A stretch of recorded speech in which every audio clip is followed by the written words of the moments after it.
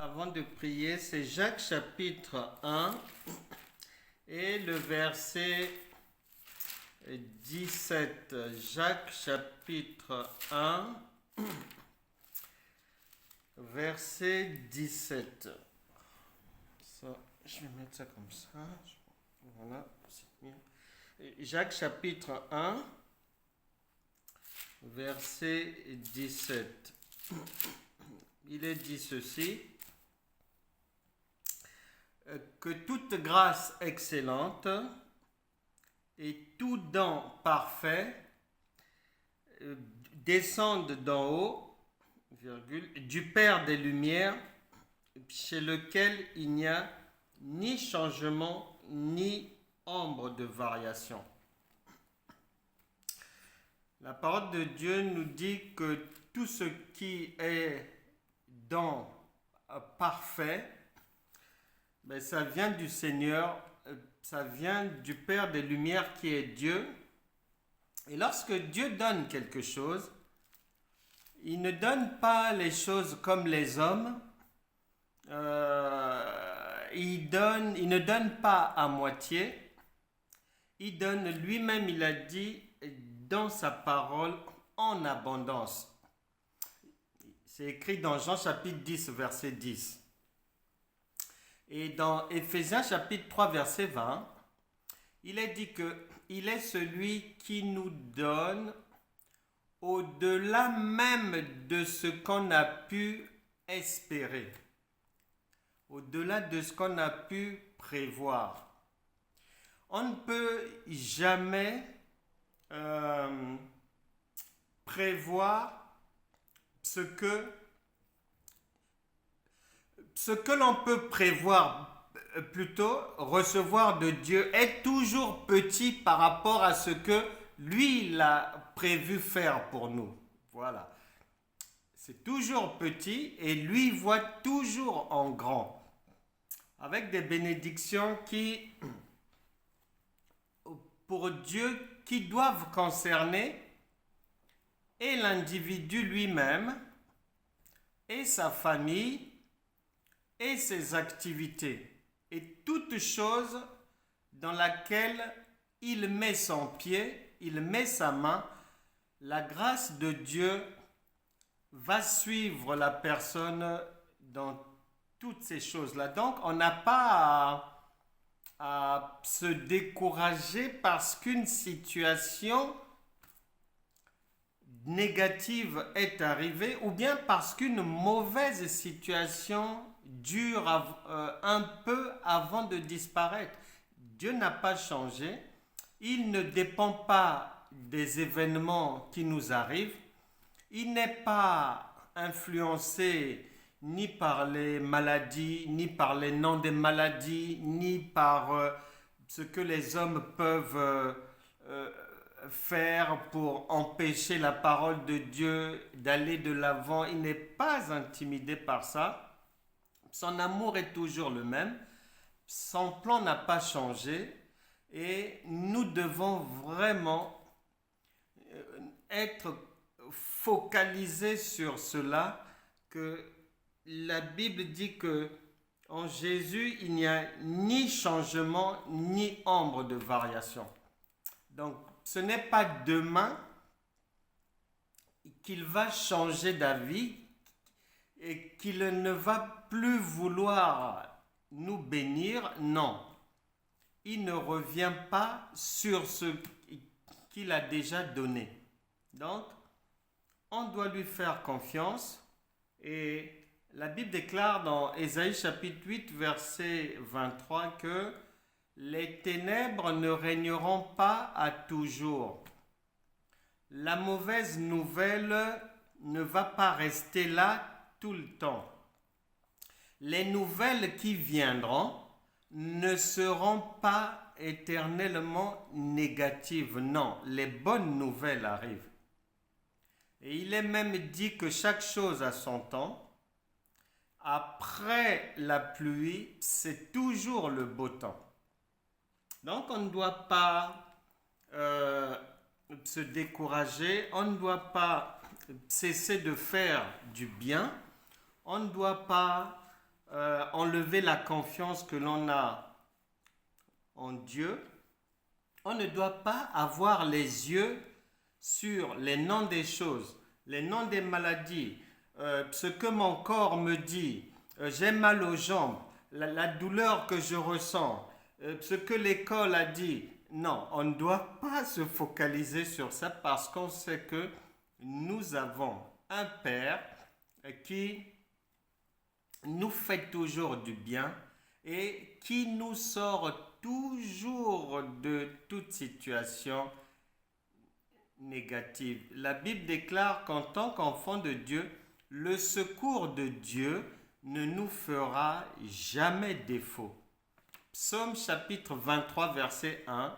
L'Éternel est ton berger, tu ne manqueras de rien. Si Dieu le dit, c'est que c'est vrai, il ne change pas, il ne changera pas, il n'a pas enlevé sa parole, elle est toujours là, elle est toujours pour nous. Donc, les mauvaises situations vont partir et nous allons maintenant prier. On va d'abord prier pour une sœur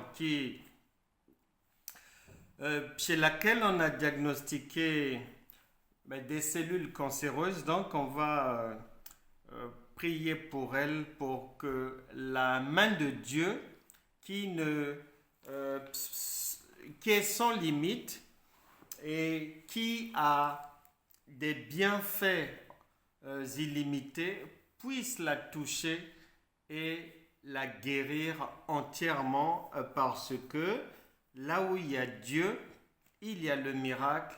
Donc, nous croyons que cette sœur sera guérie.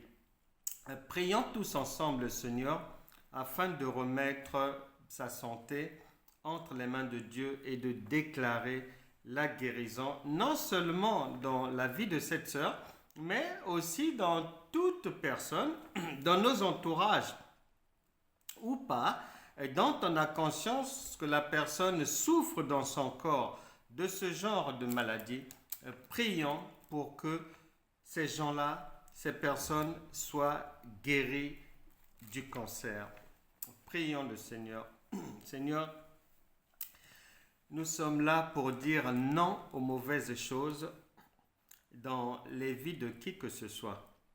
Et nous prions maintenant, nous ordonnons que la guérison divine visite cette sœur et visite toute personne souffrant d'un cancer, toute personne qui a été diagnostiquée malade de ce genre de maladie. Au nom puissant de Jésus, nous ordonnons à cette tumeur, à cette douleur, à ce cancer de partir au nom puissant de Jésus.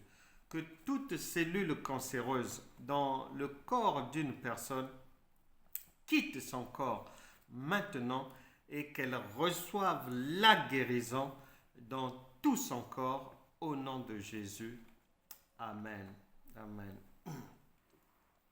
Il y a une sœur qui a demandé la prière aussi parce que on a diagnostiqué chez cette personne, c'est un problème dans l'utérus. Ils ne savent pas trop si c'est une tumeur ou quoi, mais bref, pour le moment, elle doit repartir faire encore d'autres examens. C'est un problème d'utérus, donc prions le Seigneur pour que elle et toute personne concernée par ce genre de problème aux ovaires, problème aux trompes, dans toutes ces zones-là, que le Seigneur les guérisse maintenant. Prions le Seigneur. Au nom puissant de Jésus, nous disons non à toute douleur dans le bas-ventre. Nous disons non à toute présence anormale. Nous disons non aux tumeurs à l'utérus. Nous disons non aux problèmes avec les ovaires dans le nom puissant de Jésus. Que la puissance de la résurrection de Christ visite toute personne touchée par ce genre de dysfonctionnement dans leur corps, qu'elles reçoivent maintenant la guérison au nom de Jésus. Amen. On va prier pour un sujet on vit dans un monde tellement compliqué et qu'il ne se passe plus, je pense, un mois c'est trop, mais il ne se passe pas 3 semaines sans que je puisse entendre quelqu'un ou un parent avoir dans sa famille, dans sa maison, un souci avec une personne ou un enfant qui est maintenant dans l'homosexualité. Le monde est devenu tellement compliqué. Ce qu'on montre à la télé et autres, c'est pour encourager les gens seulement vers ce genre de choses. On vit de plus en plus, je crois qu'on est de plus en plus en train de revivre l'époque de Lot et les enfants de Dieu mais les personnes ayant encore du bon sens se sentent de plus en plus mal souvent avec ce genre de choses. Et l'autre jour, c'était dimanche, je crois, j'étais très étonné quand on parlait des plages, lorsque j'ai entendu qu'à La Réunion, il y avait une plage de nudistes. J'ai dit, mais Seigneur, mais Satan est arrivé là-bas aussi. Et j'étais très étonné. Je n'aurais jamais pensé que les gens puissent polluer La Réunion comme ça. Nous devons donc prier contre ce genre de choses. Ça va tellement mal actuellement, mais on ne peut que s'en remettre qu'à Dieu pour protéger la société, pour protéger les familles, protéger les gens, afin que les gens ne tombent pas dans le piège de l'ennemi et que les gens ne puissent pas se faire avoir par ce mauvais vent de l'égarement, de l'envoûtement diabolique. Donc on va prier pour que le Saint-Esprit fasse quelque chose, que ce soit dans la société ou dans les familles, pour que ces dérives-là sexuelles puissent prendre fin. Seigneur, vois notre situation. Tu connais les sociétés dans lesquelles nous vivons. Tu sais toi-même que nous sommes dans la dernière heure. Saint-Esprit, fais-nous du bien. Touche les cœurs des parents, touche les cœurs des enfants, pour que toute forteresse, toute mauvaise intention, tout mauvais sang, tout mauvais conseil venant de la part de l'ennemi pour pousser les gens dans l'homosexualité, au nom de Jésus, que ces choses s'arrêtent. Nous renversons toute forteresse dans les cœurs des gens, dans les cœurs des enfants. Ta parole déclare, Seigneur, que les mauvaises compagnies corrompent les bonnes mœurs, au nom de Jésus. Que la jeunesse, que les enfants ne puissent pas se retrouver en compagnie des mauvaises personnes au nom de Jésus. Que la main du Seigneur disperse loin des enfants les mauvaises personnes au nom puissant de Jésus. Nous disons non à tous ces comportements déviants. Saint-Esprit, fortifie le cœur d'une maman. Saint-Esprit, console le cœur d'un père meurtri, touché, déçu, blessé du fait d'avoir appris une mauvaise nouvelle ou du fait d'avoir vu de ses propres yeux l'infamie. Seigneur, relève-les, fortifie-les, fais-leur du bien au nom puissant de Jésus. Saint-Esprit, parle au cœur de ceux qui sont tombés dans le piège de l'ennemi, qu'ils reviennent à leur bon sens. Au nom puissant de Jésus. Amen. Amen. On va encore prier pour tous ceux qui sont touchés par des problèmes au niveau de la peau. Beaucoup de gens se plaignent de ressentir comme sur leur visage, mais comme un masque comme ça. Mais parfois, on a du mal à trouver les mots pour expliquer cela. Mais la personne elle-même sent dans sa peau que non, quelque chose n'est plus mais comme avant, où la personne a trop noirci, ou bien ce sont des boutons qui sortent n'importe comment, ou bien ce sont les gens qui constatent que mais tu as changé, mais tu n'es plus la même personne, tu n'es plus le même, mais qu'est-ce que tu as fait, mais comment... Non, beaucoup de gens ont ce problème-là. On va prier pour tous ces cas-là, afin que ces mauvaises choses-là puissent les quitter et que leur vie retrouve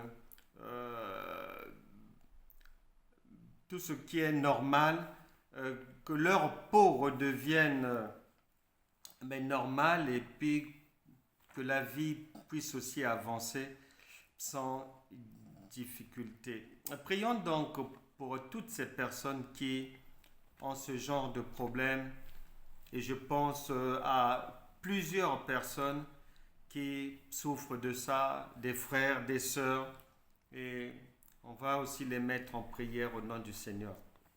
Saint-Esprit, nous te recommandons toutes ces personnes qui sont dérangées par cette situation au niveau de leur peau.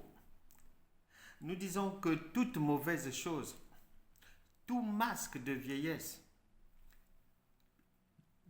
quitte leur peau au nom puissant de Jésus. Que toute personne qui a reçu un liquide dans un songe et après qui a vu sa peau se dégrader, changer, au nom de Jésus, nous annulons ces choses. Nous disons non au nom de Jésus.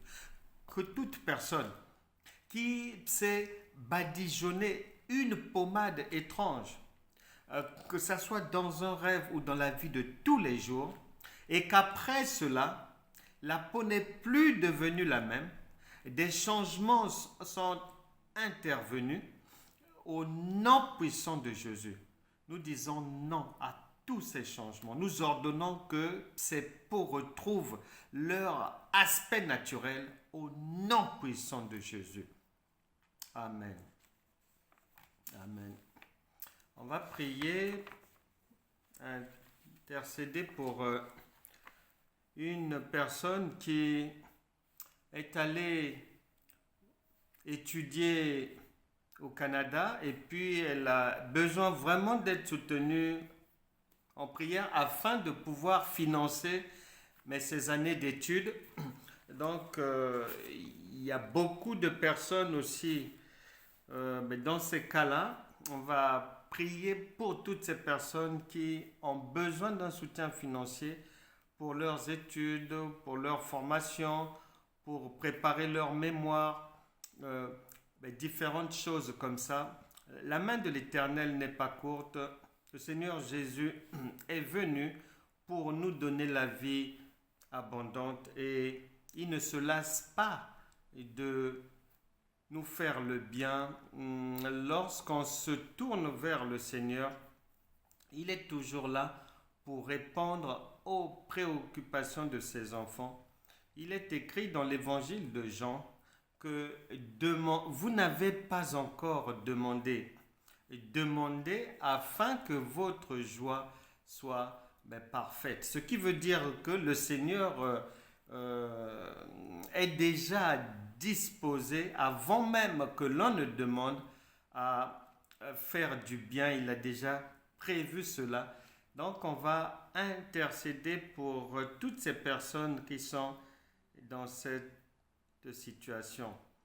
Seigneur, nous te recommandons toutes ces personnes qui ont besoin d'un soutien financier pour poursuivre leurs études, pour achever leurs études, pour faire des formations, des mémoires, pour organiser au mieux leur fin d'études. Saint-Esprit, glorifie ton nom. Que du nord au sud, d'ouest en est, que la provision divine visite ces personnes au nom puissant de Jésus. Tu as dit toi-même que tu ne délaisses pas tes enfants. Nous croyons que ton amour est toujours d'actualité, un amour éternel, et nous croyons qu'ils ont reçu d'avance ce qu'ils attendent et qu'ils auront les budgets pour financer leurs études, pour boucler leurs recherches. Tout ira bien pour eux au nom de Jésus. Amen. Il y a des personnes qui ont des difficultés dans leur foyer parce que soit la personne, elle ne fume pas, le mari fume. Donc ça dérange vraiment et ça met à mal la paix dans le foyer. Mais des fois c'est l'inverse, mais la femme fume et le mari ne fume pas. Et après, ce sont des problèmes. Pour l'alcool, c'est pareil aussi. Soit c'est la femme qui fume, qui boit, mais le mari, lui, il ne boit pas. Ou bien soit c'est l'inverse. Et lorsque c'est comme ça, eh ben, ça engendre des problèmes. Mais l'autre est vraiment dérangé. Mais l'autre est mal parce que ne supportant pas. Et ben, il est souvent difficile de faire entendre à celui qui boit ou celle qui boit ou fume que vraiment il faudrait faire un effort pour arrêter, pour que l'ambiance soit meilleure mais dans la maison, quoi. Donc on va intercéder. Je pense à beaucoup de gens qui sont dans cette situation et malheureusement ce sont des situations qui conduisent certains couples jusqu'au divorce parce que l'autre n'entend pas, parce que c'est un dialogue de sourds, parce que ça... J'ai vu un jour, je marchais dans la rue et arrivé sur ma droite, il y avait un bar PMU tabac là, et dehors, c'était l'été. Et dehors, là, il y avait comme une terrasse comme ça, les gens, ils étaient là. Et en fait, le trottoir faisait que on passait au milieu des gens qui étaient assis à droite et à gauche. Et moi, je passais par là, je marchais sur le trottoir. À un moment donné, j'ai failli m'évanouir parce que sur la gauche, j'ai vu un monsieur assis avec de l'alcool dans son verre, en train de fumer, mais en fait, le cancer avait déjà rongé son nez. Il fumait, mais il n'avait plus de nez. Ça m'a tellement choqué.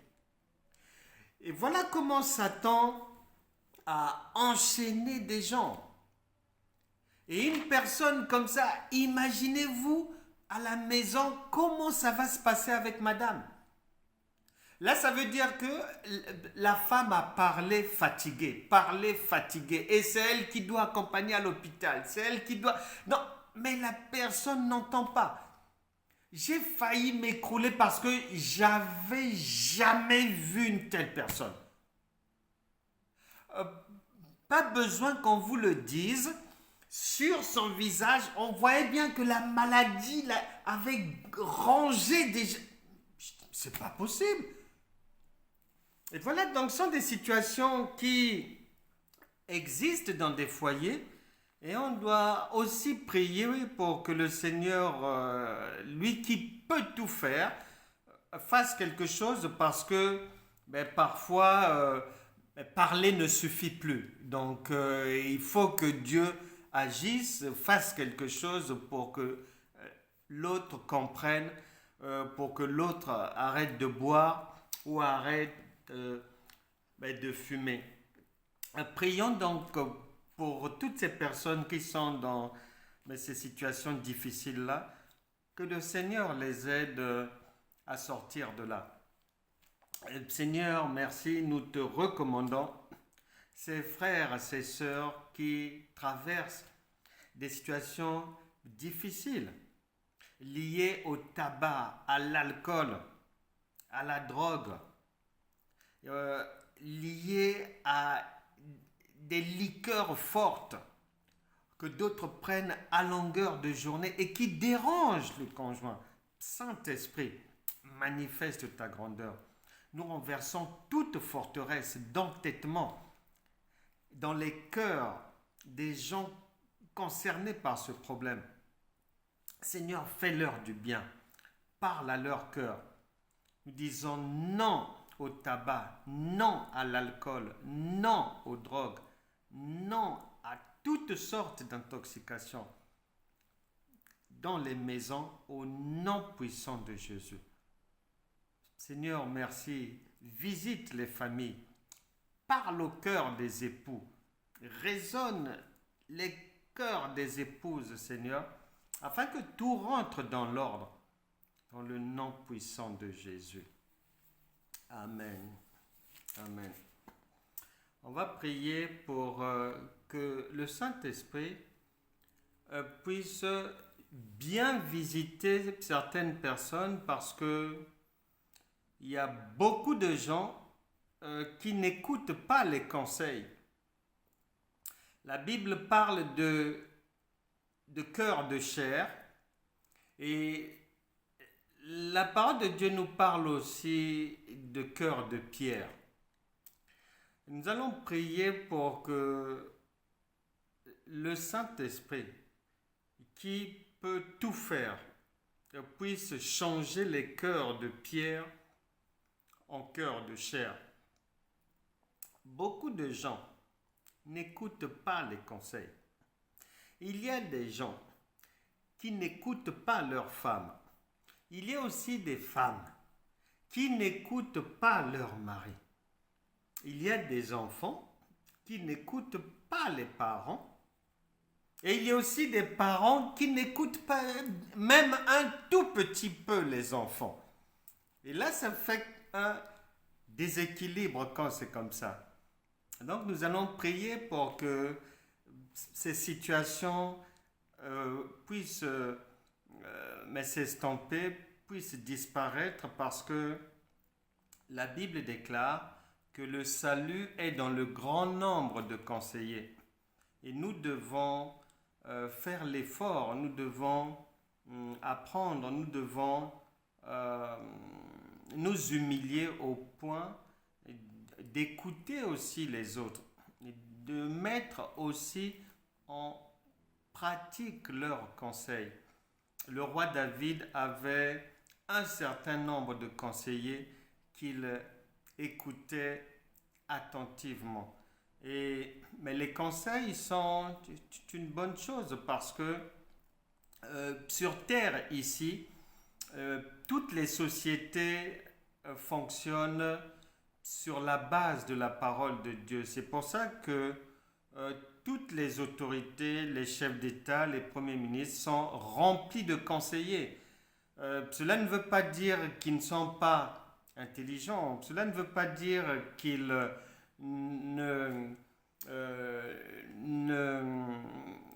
qu'ils n'ont plus l'autorité ou quoi. Non, ils l'ont, mais la sagesse que Dieu a donnée à l'être humain veut que c'est comme les doigts de la main. Un seul doigt ne peut pas nettoyer un visage. Il faut plusieurs doigts Donc, Dieu nous a donné cette sagesse-là de savoir aussi écouter les autres. Et nous sommes plusieurs membres d'un même corps. Et dans les sociétés, c'est pareil. Mais les gens ont des conseillers pour écouter parce que mais l'erreur est humaine, parce que on ne peut pas tout connaître, parce que deux valent mieux qu'un. Mais vaut mieux une décision acceptée par plusieurs que par une seule personne après réflexion. Donc, on va prier parfois. Nous-mêmes aussi, en tant qu'enfants de Dieu, on peut involontairement ne pas prêter l'oreille aux conseils des gens. Ce n'est pas bien. Et les dons de Dieu, les grâces de Dieu vont aussi de pair avec les conseils que Dieu nous donne. Donc, il est bien d'écouter le conseil de Dieu et Dieu nous parle à travers les hommes, Dieu nous parle à travers